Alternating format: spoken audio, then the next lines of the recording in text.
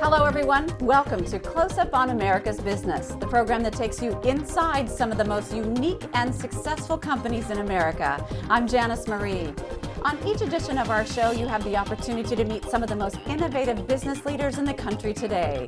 You'll find out what their products, services, technologies, and business models can do for you, and what they're doing to change our world and to change the way we do business. In having a beautiful home, the importance of residential landscaping is something that simply can't be overlooked. Let's face it, landscaping can actually make or break the appearance of a home. And then there are those little extras that can mean so much, like a waterfall into a koi pond, or, as the case is here, into a swimming pool. It really can do a lot for a home, and even a business for that matter. But having something like this designed and built requires a lot of knowledge and talent. And that's exactly what Larry Swanson brings to the table. Armed with a degree in landscaping from college over the course of many years, Larry has earned an enviable reputation for his work throughout Long Island. His company is called Environmental Landscaping and Design. It's headquartered in Wantagh.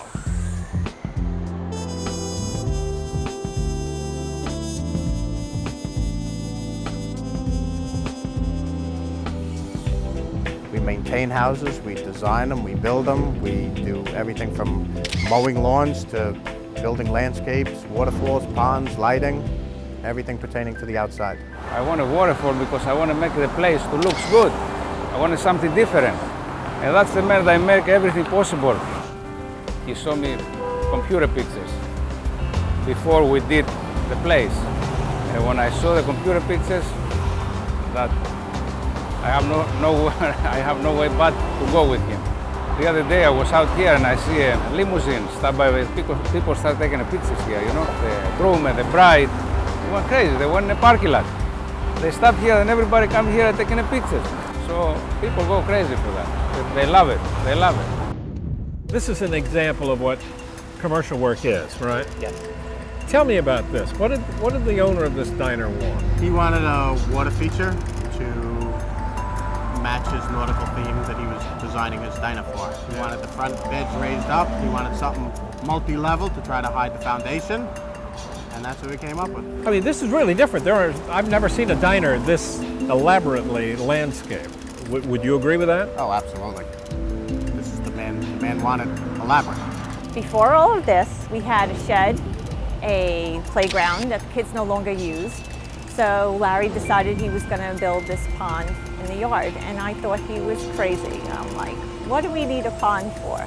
But this was an experience that he said we would enjoy. I couldn't believe how much enjoyment I do get out of it, because I didn't think I would love it as much as I do. Now I come out with my cup of coffee in the morning, I take the dogs out, and they go for their little walk in the yard here, and it's just so relaxing that I can't even believe that I lived without it. When you design something like this, you need to take everything into consideration. You don't just dig a hole and fill it with water and put plants in. You have to have an idea of what plants are going to go where, so you design the pond around that. And then also, if you're going to light it at nighttime and you have a choice between a couple different plants, then you choose the plant that does the best in that location and also will look the best at nighttime lit up. We just had a basic plain backyard with a bunch of crabgrass. And we always wanted to have a built-in pool, but we have a small yard that really you don't have any space for a built-in pool. I saw an ad in the newspaper called Environmental, and Larry came and designed a beautiful oasis in our backyard. It gives us a zen feeling. It looks like a hotel back here. It's such a nice resort feeling. And I have an outdoor room to add to my house. Every time I look at it, it just gives me such peace and serenity, because we live with a lot of stress in our lives.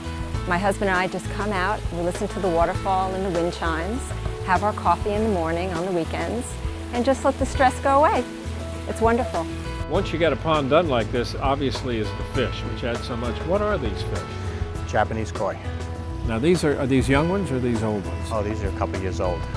Most of them we got when we first built the pond, but over time they had babies. The babies got big. So these things grow really, really big. Perfect. Oh, they get huge. You know, this seems like such a great environment to be able to live in. Do you like what you do? You've been doing it for 20, 30 years now. How many years altogether? Oh, over 30, 35 years. Yeah. There's nothing I'd rather do more.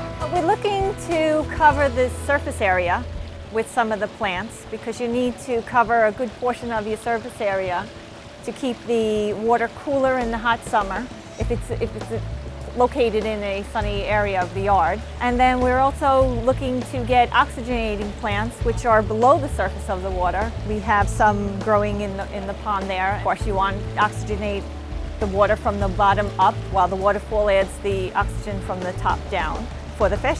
The lilies keep it, the water cooler in the hot summer. We do a lot of he builds the ledges in the pond. So the first ledge is where you basically plant all your plant material, and it transitions your pond into the natural landscape. So it gives it a more natural flow and look. And you can see there's different plants that you can find outside in the garden that are incorporated inside your garden. They'll have like lilies, and there's the caladium and the cannas. So it definitely naturalizes the transition. Living here in New York, we get 4 seasons: spring, summer, fall, and winter. In addition to that, if you were to light your yard, you get to add 4 more seasons. Everything's all natural. Anything you ever have to add to the pond is all natural. Never anything toxic. What's the process you go through in developing and designing a pond for someone's yard? Basically, I'll talk to them and find out what they had in mind. If they had any areas in mind, front yard, backyard, what they had in mind as far as uses or views, or I try to see if they use the backyard more than they use inside, what the rooms are in the house, what kind of focal points are, and then I'll try to narrow it down to an area, figure out what size would be best for them, size of waterfall, whether the water is more important to them than the actual waterfall. People are just overwhelmed. They had no idea it would be that nice. They call back days later saying how much they enjoy it, how much they love it, how much their friends love it.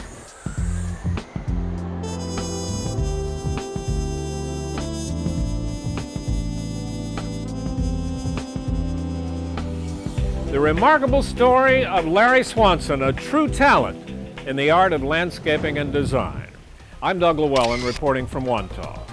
Well, that does it for this edition of Close Up on America's Business. I'm Janice Marie. Thanks for joining us. We'll see you next time.